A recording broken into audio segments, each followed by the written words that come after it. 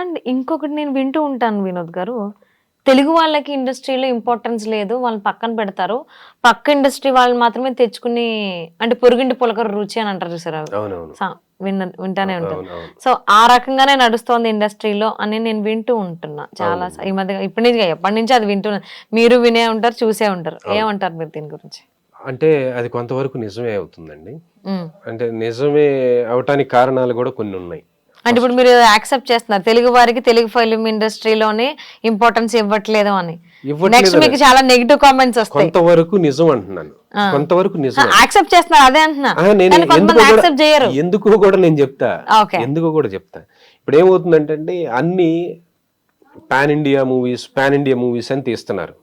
ఈ pan India movies అని తీసేటప్పుడు వాళ్ళు ఏం చేస్తున్నారంటే, ఈ హీరో మనవాడు ఉంటాడు, తెలుగు హీరో ఉంటాడు, పక్కనున్న హీరోయిన్ ముంబై నుంచో ఎక్కడి నుంచో వస్తుంది, విలను మళ్ళీ ముంబై నుంచో ఎక్కడి నుంచో వస్తాడు, లేకపోతే ఇప్పుడంతా చూస్తున్నాం కదా, నార్త్ ఇండియన్ విలన్స్ వస్తున్నారు, అక్కడ హీరోలుగా చేసిన వాళ్ళందరూ ఇక్కడ విలన్లుగా వస్తున్నారు. ప్లస్ సపోర్టింగ్ క్యారెక్టర్స్ ఎవరైతే ఉన్నారో, ఒకరు తమిళ్ నుంచి, ఒకరు కన్నడ నుంచి, ఒకరు మలయాళం నుంచి, అట్లా తీసుకుంటే ఏమవుతుందంటే వాళ్ళకు కూడా మార్కెట్ పరంగా అటు తమిళ్లోనూ సేల్ చేసుకోవచ్చు, ఇక్కడ ఇది ఇది ఇది అని చెప్పేసి వాళ్ళ క్యాలిక్యులేషన్స్ వాళ్ళకు ఉన్నాయండి. ఆ రకంగా వాళ్ళని తీసుకోవటం వల్ల ఏమవుతుందంటే, తెలుగులో కొంచెం టాలెంట్ ఉండి కూడా రావాలి అనుకున్న వాళ్ళకంటే కూడా వాళ్ళకి ఎక్కువ ఛాన్స్ వాళ్ళకు వస్తుందండి. అది మాత్రం నిజం. అంటే వాళ్ళు మార్కెట్ కూడా చూసుకోవాలి కదా, అది మాత్రం మనం కాదనలేని నిజం.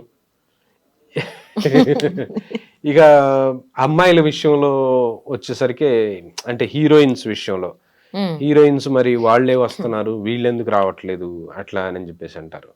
నిజానికి అంటే నేను అనుకోవటం ఏంటంటే, ఫస్ట్ ఆఫ్ ఆల్ మన దగ్గర అమ్మాయిలు, తెలుగు అమ్మాయిలు ఎట్లా ఉందంటే, అంటే ఒకటి ఏదైనా క్యారెక్టర్ చేయాలి అని అంటే, లేదండి మా ఇంట్లో అట్లా ఒప్పుకోరు అంటే, అమ్మా ఇప్పుడు ఒక హగ్ సీన్ ఉంది చేయాలమ్మా మీరు, లేదు సార్ మా ఇంట్లో అట్లా ఒప్పుకోరండి, పద్ధతి గల క్యారెక్టర్ అయితేనే చేస్తాం, అమ్మ ఇప్పుడు నువ్వు అట్లా మిడ్డీ వేసుకొని ఇట్లా వెళ్ళాలి, లేదు సార్ మా ఇంట్లో.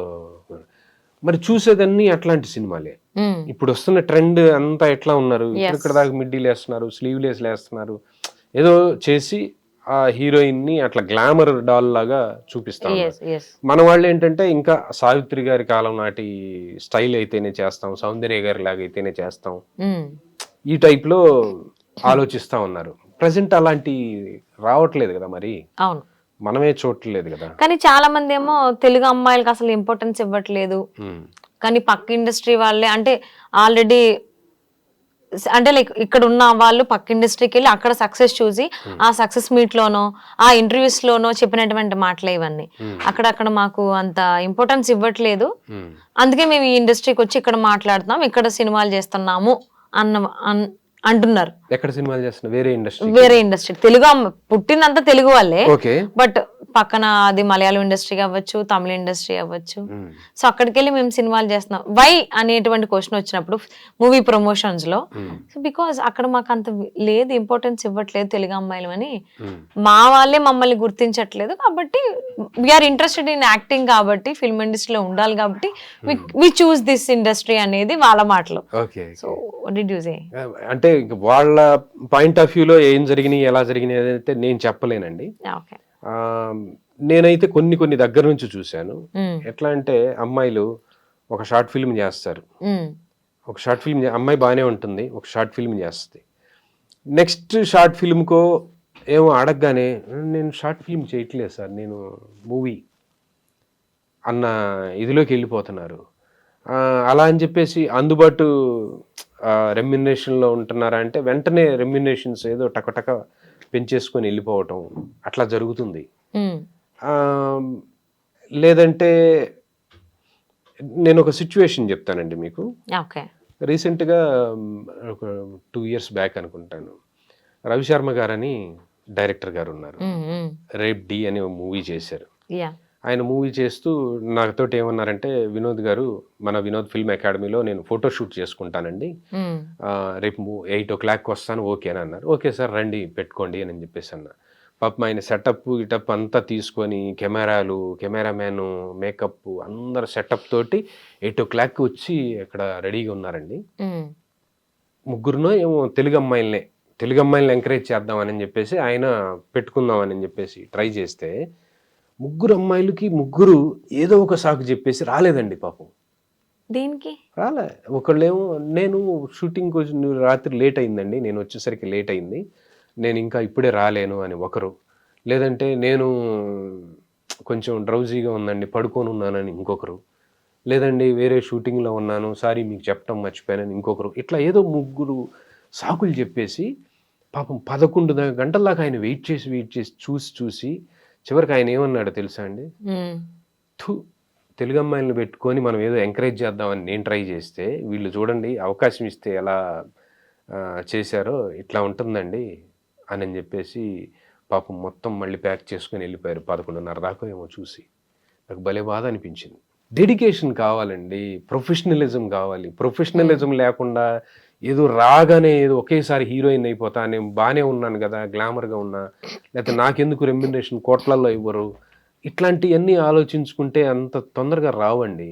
ప్లస్ ఎవరినో చూసి వాళ్ళకు అలా వచ్చినాయి కదా నాకెందుకు రావు అంటే ఎవరెవరి ఇవి వాళ్ళకు ఉంటాయి కదండి, చాలా ఉంటాయి కండిషన్స్, ఇట్లాంటివన్నీ తెలియంది కాదు.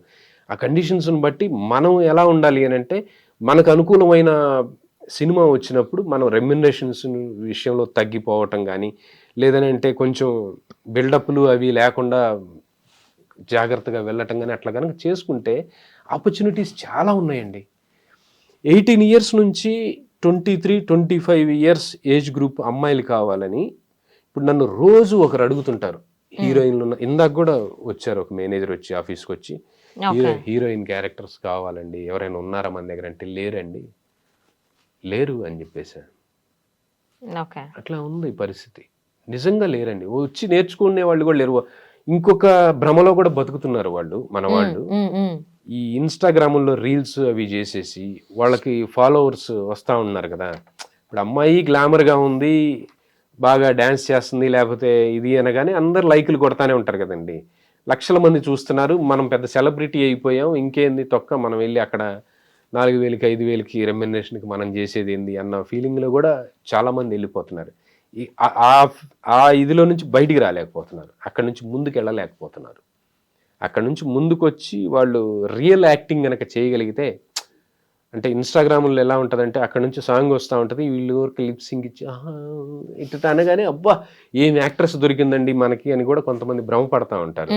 నిజానికి వాళ్ళు అది అసలు అక్కడ నుంచి సాంగ్ కానీ ఆ డైలాగ్ కానీ రాకుండా వీళ్ళు ఓన్గా డబ్బింగ్ డైలాగ్ చెప్పాలి అంటే మాత్రం చెప్పలేకపోతున్నారు వీళ్ళు.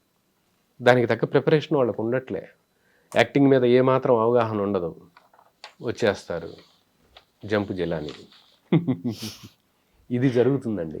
అంటే ఇప్పుడు వరకు మీరు చాలా మంది పెద్ద పెద్ద హీరోలతోనే, అంటే ఫస్ట్ చేయడమే వెంకటేష్ గారి కాంబినేషన్ లో